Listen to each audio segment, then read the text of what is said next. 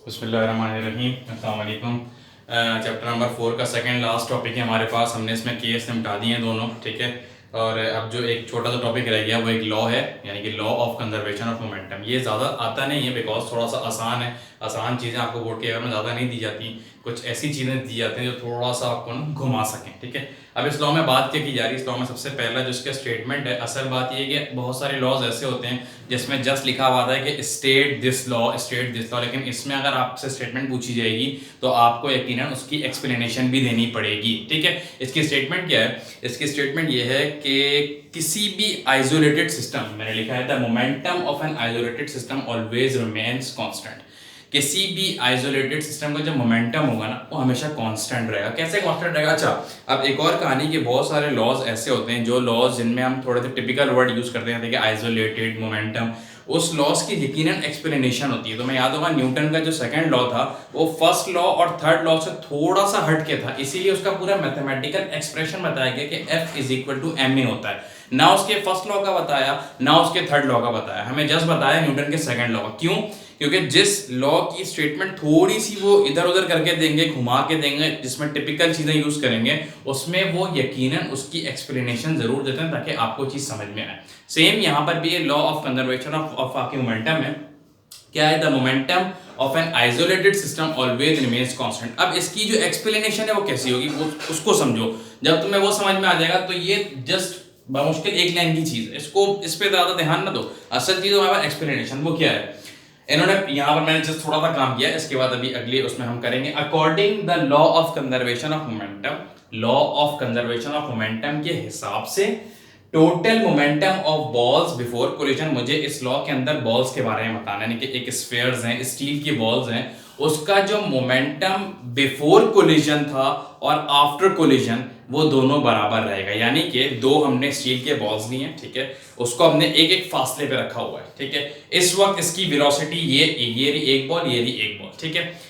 इस वाले बॉल की वेलोसिटी अभी u1 है और इसकी u2 है, ठीक है। ये भी इतने फासले से रखी हुई है। जब ये टकराई आपस में और टकराने के बाद जब ये थोड़ी सी दूर हुई तो इसकी वेलोसिटी हो गई v1 और v2, लेकिन वो बराबर वही है u1 और u2 के, यानी कि बिफोर कोलिजन जो उसकी वेलोसिटी थी वही आफ्टर कोलिजन, कोलिजन का मतलब है टकराना, आफ्टर कोलिजन की वेलोसिटी उसकी हमारे पास यही रहेगी। यही इस लॉ का असल मकसद है। यानी कि क्या बोला गया?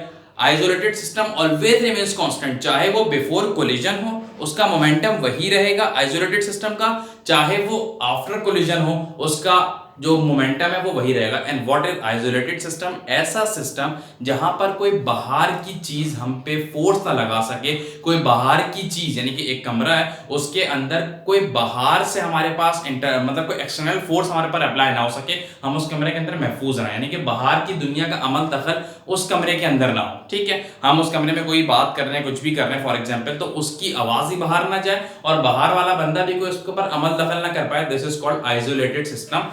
तो बिफोर कोलिजन अगर आइसोलेटेड सिस्टम है, यानी कि बाहर की कोई चीज उस पर असर नहीं करेगी, तो उसका जो मोमेंटम बिफोर कोलिजन है वही उसका मोमेंटम आफ्टर कोलिजन रहेगा। अब मैं अगले से बताऊंगा डायग्राम बना के कि ये बात कैसे प्रूव करनी है। बस मैंने ये बात बता दी आपको। ये दो बॉल हमने रखी हुई हैं, एक बॉल ये रही, इसका मास m1 है, इसका मास m2 है, इसकी वेलोसिटी u1 है, इसकी वेलोसिटी u2 है। ये जब टकराई आके और टकराने के बाद जब दूर हुई तो अब इसका मास क्या हो गया? अब इसका मास तो वही है m1 और m2, लेकिन इसकी वेलोसिटी v1 हो गई और इसकी वेलोसिटी v2 हो गई। और हम लिखेंगे किस तरह के m1 u1 plus m2 u2 is equal to m1 v1 plus m2 v2, यानी कि बिफोर कोलिजन वही मास और वेलोसिटी है और आफ्टर कोलिजन बस जस्ट हमने थोड़ा सा वर्डिंग को चेंज किया, लेकिन असल बात क्या? Total momentum of balls before collision is equal to the total momentum of balls after collision. अब देखो इसको मैंने इसको मतलब डायग्राम के साथ बताएंगे।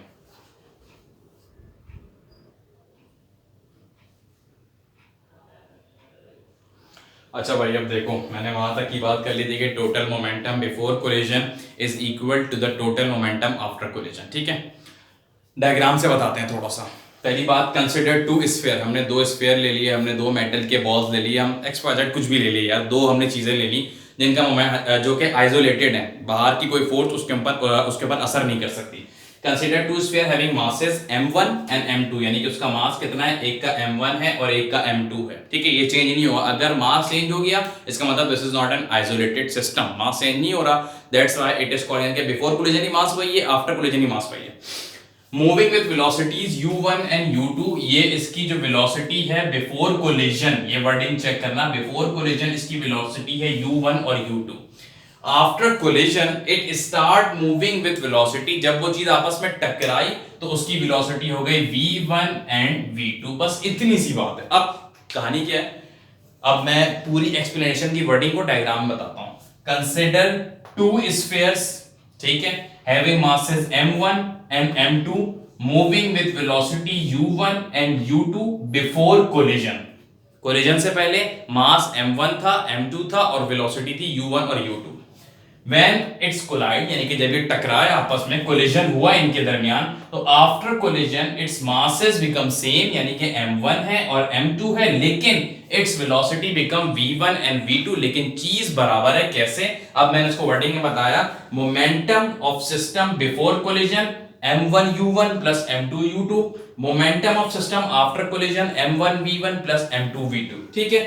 According to the law of conservation of momentum, total momentum before collision is equal to the total momentum after collision. कोई फर्क नहीं पड़ेगा, चीज हमारी वहीं की वहीं सेम रहेगी, उसमें कोई भी फर्क नहीं पड़ेगा, ठीक है। अच्छा, ये टॉपिक है हमारे पास। अक्सर और बेशतर अगर हम देखें 10 ईयर में तो 2-3 बार आपको लाजिम मिलेगा कि state the law of conservation of momentum and explain an explanation, ठीक है।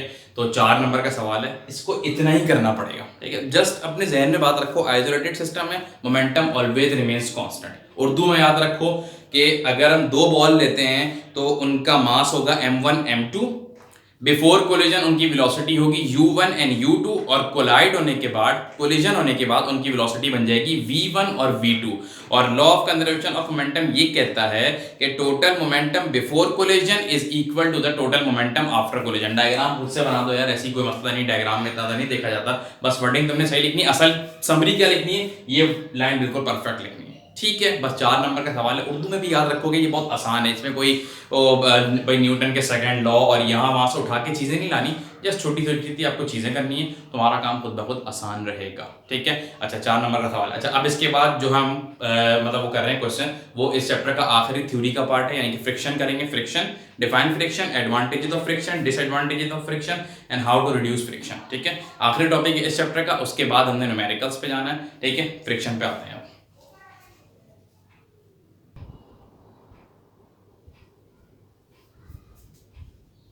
चलो भाई, अब आ जाओ लास्ट टॉपिक पे हमारे पास, जो चैप्टर नंबर 4 की आखिरी थ्योरी है, वो ये है व्हाट इज फ्रिक्शन। वर्डिंग्स को तुम देख के छाप लेना। असल बात क्या है, व्हाट इज फ्रिक्शन? फ्रिक्शन होती क्या है? आपके पाँव की रगड़, यानी कि आप जब जमीन के ऊपर चल रहे हो तो ये जो रगड़ है, यानी कि इस रगड़ की वजह से हमें हेल्प मिल रही है जमीन के ऊपर चलने से। फ्रिक्शन हमें मदद देता है, हमें, हमारी गाड़ियों को, हम सबको मदद देता है। हम, ये जो रगड़ होती है ना हमारे और ज़मीन के दरमियान की जो रगड़ है, जिससे हमें आसानी, फॉर एग्जांपल हमारी और ज़मीन के दरमियान की जो ग्रिप है ये ना हो, ठीक है। या हमारी गाड़ी रोड पे चल रही है, उसकी जो टायर की जो ग्रिप है वो रोड पे ना हो, ठीक है, हम चला सकते हैं ना, हम खुद चल सकते हैं ना हम गाड़ी चला सकते हैं, हमें बहुत ज़्यादा प्रॉब्लम होगी, ठीक है। तो फ्रिक्शन का हमारे पास काम किया, इसका डिसएडवांटेज भी है, इसका एडवांटेज भी। डिसएडवांटेज कहाँ है अभी आपको बताता हूँ, और एडवांटेज कहाँ है वो भी आपको बताता हूँ। 10 वर्डिंग पढ़ लो। The force which opposes the motion of a body while in continuous contact with the other body is called. मुसलसल हम जमीन के ऊपर चल रहे हैं तो हमारे पाँव और जमीन के दरमियान की जो रगड़ है, हमने इसको नाम दिया फ्रिक्शन का, और ये हमें फायदा भी पहुंचाती है, ये हमें नुकसान भी पहुंचाती है, और उस नुकसान से बचने के लिए कुछ चीजें हैं, उसको यूज करोगे तो उस नुकसान से बच भी सकते हो, ठीक है। What is advantage? ठीक है, वैसे फ्रिक्शन सबको पता होता है यार, काफी अर्से से पढ़ते हुए आ रहे हैं कि रगड़ को हम कहते हैं, ठीक है। एडवांटेज क्या है? सबसे पहला advantage, friction enable us to walk easily on the ground। तुम बासानी ग्राउंड के ऊपर चल सकते हो, ये अल्लाह की नेमत है हमारे लिए कि अगर ये रगड़ ना होती हमारे पाँव के दरमियान, हमारे पाँव और ज़मीन के दरमियान, तो हम नहीं चल सकते थे। तो ये अल्लाह की नेमत है, ठीक है, हम बासानी मूव कर सकते हैं। और दूसरा एडवांटेज क्या है? Help the car to move.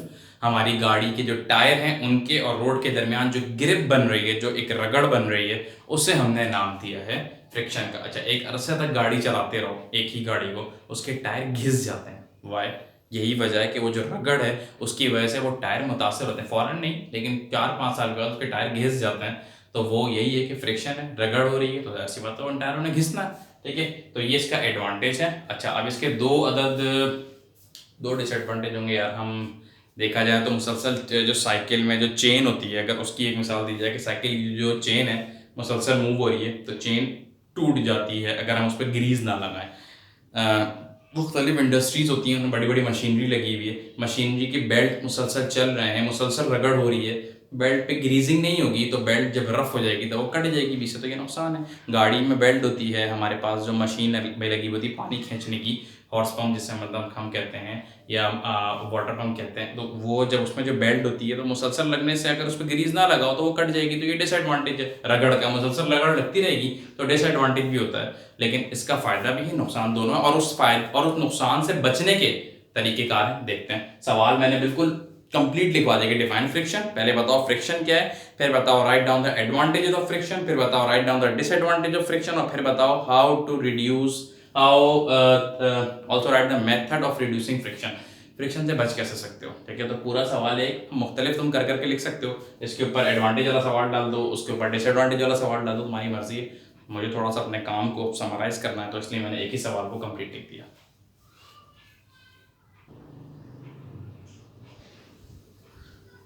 देखो भाई, अब हमारे पास आखिरी पार्ट इस वीडियो का और चैप्टर नंबर 4 की थ्योरी का।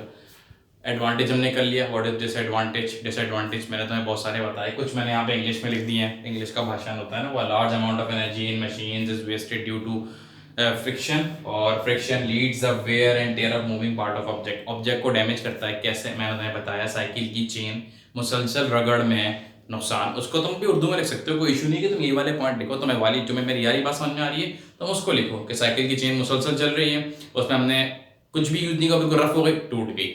आपकी मशीन की पंप की जो वो है बेल्ट है वो मुसलसल चल रही है, उसमें हमने कोई ऑयल वगैरह नहीं लगाया, वो टूट गई, ठीक है। हम जनरेटर की रस्सी को खींच रहे हैं, जब वो खींचते हैं तो एक रगड़ उसके साथ लगती है, मुसलसल हम कर रहे हैं, 6-7 महीने हो गए, रस्सी बीच से टूट जाती है, दिस इज कॉल्ड डैमेज। ये यहाँ पर डिसएडवांटेज है।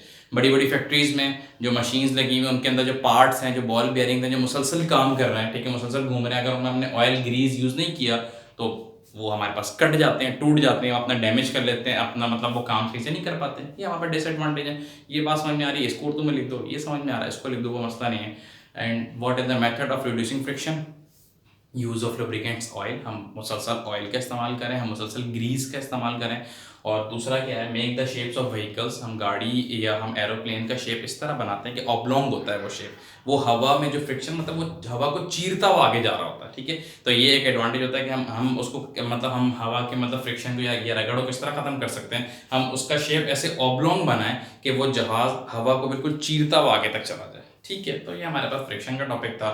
चैप्टर नंबर 4 हमारे पास ऑलमोस्ट एंड खत्म हो गया। अब जैसे इसके न्यूमेरिकल्स है, मैं कोशिश करूंगा कि न्यूमेरिकल्स के लिए तुम लोग को संडे तक का वेट ना कराऊं। इंशाल्लाह कोशिश यही होगी कि मैं इसी वीक में 8 न्यूमेरिकल्स हैं यार, ठीक है, बहुत छोटे छोटे भी हैं कुछ और कुछ थोड़े से बड़े हैं, तो कोशिश ये होगी कि इंशाल्लाह कल या ट्यूसडे तक मैं 8 की 8 न्यूमेरिकल्स अपलोड कर दूँ, फिर चैप्टर नंबर 5 पे आएंगे। अच्छा, एक छोटा सा कोई कमेंट आया था अभी थोड़ी देर पहले का कि चैप्टर नंबर 2 में कोई क्वेश्चन नहीं। भाई बहुत, हर चैप्टर में बहुत सारी चीज़ें हैं, तुम नोट्स पे जाओगे तो मेरे ख्याल में हर चैप्टर में से 30 20 क्वेश्चन निकल रहे हैं। लेकिन अगर 10 ईयर देखो, अगर चीज़ों को नोट करो तो जो थ्योरी मैं करवा रहा हूँ आपको, ठीक है, अगर इसके अलावा किसी को दिख रहा है कि 10 ईयर में ये सवाल चैप्टर नंबर 1 2 3 4 तक हमने काम कर लिया ना, 4 तक का ये वो सवाल है जो सर ने नहीं कराया लेकिन 10 ईयर में आया हुआ है, तुम कमेंट में वाला सवाल कर दो, ईयर के साथ रेफरेंस देके मैं उसको चेक करता हूँ, मैं वाला सवाल करवा दूंगा, ठीक है। लेकिन मैं अपनी तरफ से बिल्कुल श्योर हूँ कि मैं जो चीज़ें कवर करवा रहा हूँ 10 ईयर 20 ईयर में यही वाली चीज़ें, इसके अलावा चीज़ें हैं नहीं। तुम लोग का पेपर अब किस हिसाब से होना है, अभी मे भी पॉसिबल कि तुम्हारा जो सिलेबस है वो थोड़ा मॉडिफाई हो जाए, थोड़ा सा कम हो जाए, ज़्यादा हो जाए, ठीक है। लेकिन जितनी चीज़ें मैं करा रहा हूँ, जैसे चैप्टर उस बच्ची ने मेरे ख्याल में सवाल किया था कि चैप्टर नंबर 2 में आपने जो क्वेश्चंस मेरे ख्याल में शायद लिखा हाँ, तो क्वेश्चन चैप्टर नंबर 2 में 2 ही चीज़ें, एसआई प्रीफिक्सेस का टेबल है और न्यूमेरिकल्स हैं, इसके अलावा कुछ आती नहीं है। तो जब कोई चीज़ आती नहीं तो हमने फिलहाल करने की ज़रूरत नहीं है। In the end of year जब सिलेबस हमारा कंप्लीट हो जाएगा तो हम बिल्कुल उसको एक बार गो थ्रू करेंगे। और अगर कोई चीज़ नहीं आ रही है आपको, मतलब आपने देख ली 10 ईयर में है, आपने देख ली इस वाले गैस पेपर में है, इंपॉर्टेंट लग रही है, हर गैस पेपर में आ रही है, मुझे वो कमेंट करो, उसमें मतलब आप रेफरेंस दे दो कि इस गैस पेपर में या इस सवाल लिख के कि ये इस ईयर में और आपने अपनी वीडियो में अपलोड नहीं किया चैप्टर में, तो मैं तुम्हें उसको अलग से करवा दूंगा। तो बहुत अच्छी बात है कि तुम्हारे तरफ से सबका फ़ायदा हो, ये सबसे अच्छी बात है, ठीक है। तो कोशिश करो इसको देखो, चीज़ों को समझो। पेपर आपके होंगे, टाइम पे होंगे इस बार, और इंशाल्लाह 15 सितंबर से स्कूल खुल जाएंगे। लेकिन मेरा वादा जो आपसे यही है कि मैं इस चैनल के ज़रिए चैप्टर नंबर फिज़िक्स मैट्रिक की पूरी 19 चैप्टर कंप्लीट कराऊंगा, और उसके बाद कोशिश करूंगा कि मैथ भी कवर कराऊँ, क्योंकि मैं मतलब मैथ्स ही पढ़ाता हूँ। तो मैं इंशाल्लाह मैथ्स का भी कोई ना क्लास कंडक्ट कराऊंगा। थोड़ा सा टाइम का इशू है, उसको मैनेज करते हैं और फिर इंशाल्लाह मैथ की तरफ आएंगे। ठीक है, चैप्टर नंबर 4 की कहानी कंप्लीट इंशाल्लाह कोशिश करेंगे 2 दिन के अंदर या 3 दिन के अंदर चैप्टर नंबर 4 के सारे न्यूमेरिकल्स आपको करवा दें।